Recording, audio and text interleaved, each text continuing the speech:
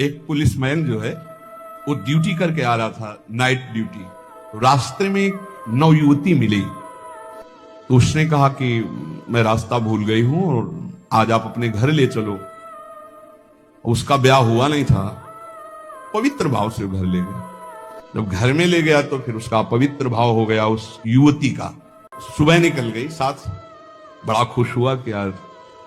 दूसरे दिन फिर वही मिली, तो उसने कहा आज तो घर नहीं भटकी होगी। बोले नहीं, कल से हमारी आपकी मित्रता होगी, हम रोज आपको यहीं मिला करेंगे।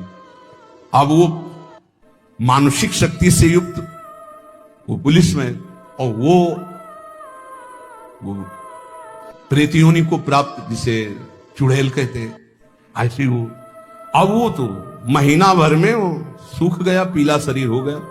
वैद्य के पास गया तो वैद्य ने कहा कि ऐसी दशा किसी शारीरिक सहवास से नहीं होती, तुम्हारा कोई मतलब एक अलौकिक शक्ति है जो तुम्हारा शोषण कर रही, वो स्त्री नहीं है। उसने कहा फिर भी आप दवा हमें शक्तिवर्धन के लिए दीजिए, हम तो चलने लायक नहीं रह गए। तो पुरानी रद्दी में कहीं गीता जी के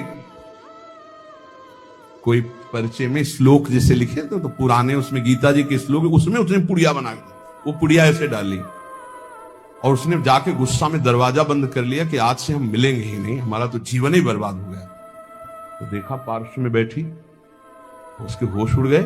उसने कहा कि आप कौन हो, कहां से आई हो? तो इतने दिन उससे मिल रहे, अभी ये नहीं जान रहे कौन हो? बोले कहां से आए हो? झरोखे से आई। तो उसके होश उड़ गए, झरोखे से आई इसका मतलब?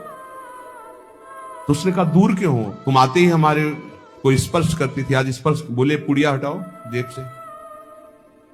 उसने पुड़िया में क्या? बोले इसमें गीता का श्लोक लिखा हुआ है, मैं तुम्हें स्पर्श तब तक नहीं करूंगी जब तक है, और देखो तुम हमें तनिक भी प्यार करते हो तो पुड़िया हटाओ। उसने कहा पुड़िया कैसे हटा सकते हैं? अब उस दिन वो बैठी रही पर स्पर्श नहीं हुआ और समय आने पर चली गई। दूसरे दिन उसने गीता का पूरा जेब में रख लिया और जहां आती ना यदा यदा धर्मस्य ग्लानिर्भवति, आना ही बंद हो गया।